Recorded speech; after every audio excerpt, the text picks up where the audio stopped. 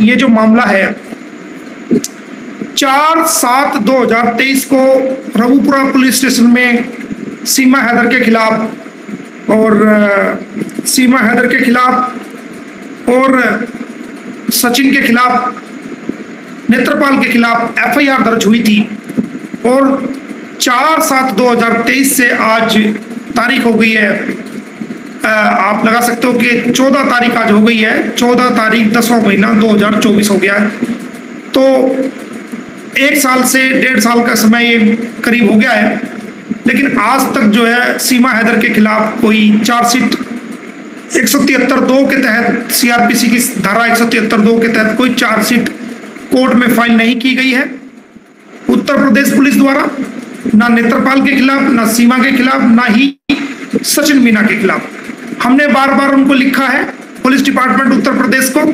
कि इसके खिलाफ एफआईआर जो दर्ज हुई है इन्वेस्टिगेशन को कंप्लीट करके कोर्ट में चालान पेश करें ताकि हम ट्रायल करके इसको सजा दिला सके। लेकिन ढाके वही 3 पात रहे हैं। ऐसा लगता है कि सीमा हैदर की खातिरदारी बढ़िया तरीके से हो रही है और सीमा हैदर के खिलाफ उत्तर प्रदेश की जो रघुपुरा की पुलिस है वो कुछ करना नहीं चाहती है। उसको मेहमान नवाजी के तौर पर रख रही है, उसको ऐसे रख रही है जैसे उनकी बुआ आ गई हो, जैसे उनकी जो है ना कोई रिश्तेदारी, उनकी रिश्तेदार में से कोई उनका रिश्तेदार आ गया हो या उनकी कोई रिलेटिव आ गई हो। उसको वीआईपी ट्रीटमेंट दिया जा रहा है, उसकी आवभगत की जा रही है और उसको जो है किसी भी हर जगह वो कहीं भी चली जाती है, कोई उसको टोकने वाला नहीं, चाहे वो भाग जाए, चाहे वो नेपाल के रास्ते से वापस चली जाए, कोई उसकी पूछताछ करने वाला नहीं। वो जब मर्जी चाहती है घर से निकल लेती है, जब मर्जी कहीं भी चली जाती है, कोई उसके ऊपर पहरा नहीं हो रहा, कोई उसकी निगरानी नहीं हो रही, कोई उसकी चेकिंग नहीं हो रही। और कोई सबसे बड़ी बात यह है कि उसके खिलाफ चार्जशीट जो है वो पेश नहीं की जा रही, उसमें डिले किया जा रहा है। अब मुझे ऐसा महसूस होता है कि रघुपुरा की पुलिस सीमा हैदर के खिलाफ कानूनी कार्रवाई करने में टोटली फेल हो चुकी है और कोई उम्मीद हम उससे नहीं कर सकते कि वो चार्जशीट अब जल्दी पेश कर देगी। लिहाजा मैं इस नतीजे पर पहुंचा हूं कि आज मैंने उत्तर प्रदेश के चीफ सेक्रेटरी को, उत्तर प्रदेश के डीजीपी साहब को और मैंने हरियाणा के चीफ सेक्रेटरी को, हरियाणा के डीजीपी को और दोनों सरकारों के चीफ सेक्रेटरी को, डीजीपी को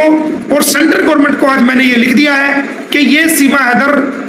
मेहमानों की तरह वहां पर रह रही है, कोई कानूनी कार्रवाई इसके खिलाफ नहीं हो रही है, कोई जांच इसके खिलाफ तेजी से नहीं हो रही है, जिसको ठंडे बस्ते में फेंक दिया गया है और मुझे उम्मीद नहीं लगती कि इसकी जांच को तेजी करके कोई इसका चालान पेश किया जाएगा। तो लिहाजा ये हरियाणा में पकड़ी गई थी और जब तक एफआईआर दर्ज नहीं हुई थी, इसके खिलाफ एफआईआर दर्ज बल्लभगढ़ में, फरीदाबाद में होनी चाहिए थी, जो कानून कहता है, जो भारतीय कानून कहता है। तो इस केस को उत्तर प्रदेश से ट्रांसफर करके बल्लभगढ़ हरियाणा में भेजा जाए ताकि हरियाणा पुलिस अपनी जांच पूरी करके और चार्जशीट जो है कोर्ट में पेश कर सके और इसके खिलाफ ट्रायल चला करके हम इसको सजा दिला सकें और इसको जेल करवा सकें। ये आज हमने इस केस को ट्रांसफर करने के लिए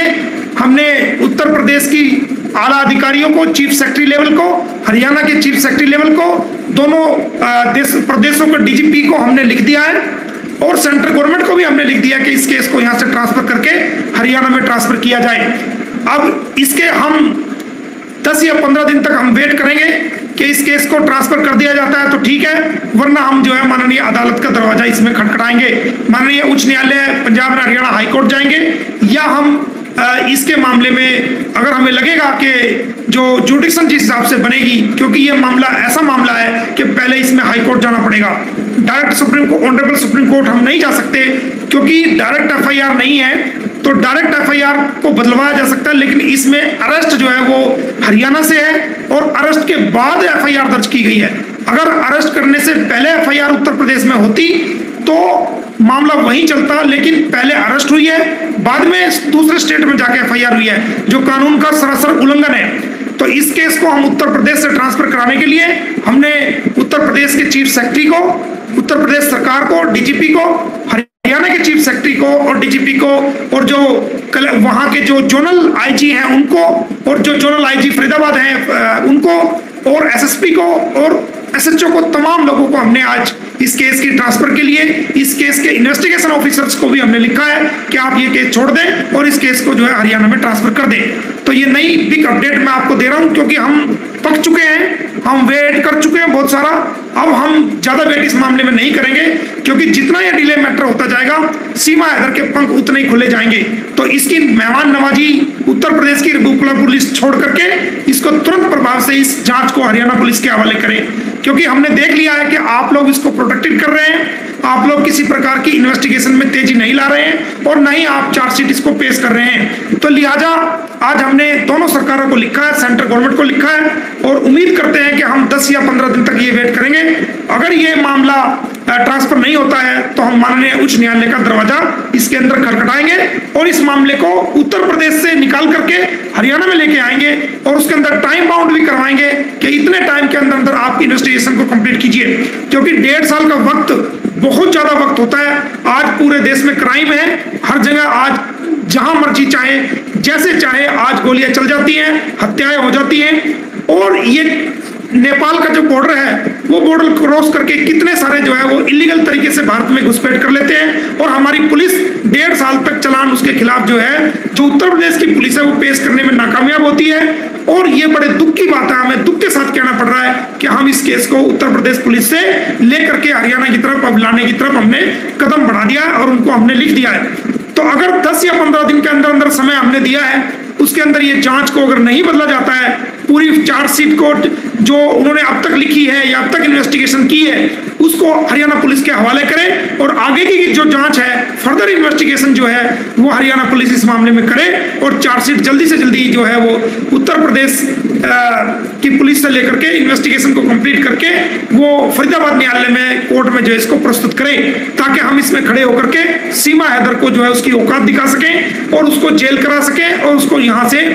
जेल कराने के बाद जब वो जेल भुगत ले, यहाँ से उसको डिपोर्ट उसके नेपाल और फिर नेपाल से उसके देश वो वहां से सजा भुगतने के बाद वो डिपोर्ट हो सके।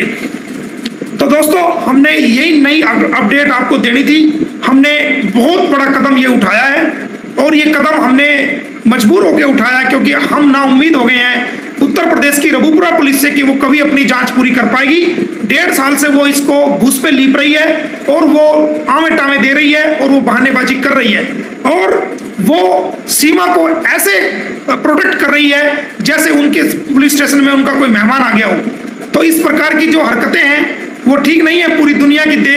दुनिया के लोगों की निगाहें उनके खिलाफ इस बात के लिए आज कि क्या उसके खिलाफ उस जांच कर रहे हैं, नहीं कर रहे हैं, कितना हो चुकी है, क्या स्टेटस है, तो वो सारी चीजें पूरी दुनिया के लोग देख रहे हैं, और इससे भारत की पुलिस की भी बदनामी पूरी दुनिया में लोग उंगली उठा रहे हो रही है। तो इन सारी बातों को देखते हुए हमने आज दोनों सरकारों को लिखा है, सेंट्रल गवर्नमेंट को लिखा है कि उत्तर प्रदेश की जो रबूपुरा की पुलिस है वो टोटली फेल है। वो टोटली, मैं समझता हूं कि सीमा हैदर के मामले में वो इन्वेस्टिगेशन करने के मामले में बिल्कुल पूरी तरीके से फेल हो चुकी है, और वो अब हम ये वेट नहीं कर सकते और ना इस बात का यकीन कर सकते कि वो जांच पूरी करेंगे या इस जांच को जो है वो कोर्ट में कंप्लीट करके कोर्ट में फाइल करेंगे, और ना ही मुझे लगता है कोई आला अधिकारी इस मामले को सुनना चाहेगा, क्योंकि ये सीमा हैदर चालाक है। ये सरकार की जो वहां की मौजूदा सरकार है वहां की चापलूसी ये करती है और वहां उनके नारे लगाती है और उनका प्रचार और प्रसार करती है, लेकिन सरकार को भी ये देखना चाहिए कि हम लोगों ने आपको वोट दिया है, हम आपके समर्थक हैं, आपकी पार्टी के कार्यकर्ता हैं। भारत के लोगों ने भारत की सरकार को वोट दिया है, ना कि सीमा हैदर ने दिया है। भारत के सारे लोग चाहते हैं कि इसको यहाँ से जेल भेजा जाए और इसको यहाँ से डिपोर्ट किया जाए। तो आपको भारत के लोगों की भावनाओं को सुनना चाहिए। इसका कोई वोट यहाँ नहीं है, इसका किसी प्रकार का बेनिफिट हमारी भारत की सरकार को या हमारी पार्टी की सरकार को होने वाला नहीं है। तो हमें भारत के लोगों की आवाज को सुनना चाहिए, जिसकी वोट पर हमारी सरकार बनी है, जो हकीकत में हमारे कार्यकर्ता हैं पार्टी के, और जो हकीकत में हमारे पार्टी को चलाते हैं और सरकार को चुनते हैं, वो भारतीय लोग हैं, हमारे भारत के बहन भाई और सब लोग हैं। तो आज हमने इस मामले को गंभीरता से बड़ी लेते हुए, जैसा कि पिछले दिनों में कितनी बार मैं कह चुका था, इनको लिख भी चुका था कि आप इस जांच को जो है आप फौरन से कंप्लीट करिए और जल्दी से जल्दी जो है आप इसको कोर्ट में पेश करिए। मैं कितनी बार कह चुका था, लेकिन कोई इस पे अमल दरामद नहीं हुआ। तो हमने फिर इस मामले को ट्रांसफर करने के लिए कानूनी रूप से हमने कंप्लेंट अपनी भेज दी है। अब 10 या 15 दिन के करीब हम देखेंगे कि इसमें क्या होगा, और उसके बाद हम इसको माननीय न्यायालय की तरफ हम मूव करेंगे, हाईकोर्ट, ऑनरेबल हाईकोर्ट की तरफ। अगर हमारे हक में वहां से भी फैसला नहीं होता है तो हम माननीय सुप्रीम कोर्ट को इस मामले में लेके जाएंगे। तो इस नई अपडेट के साथ हमने आपको जानकारी दी है।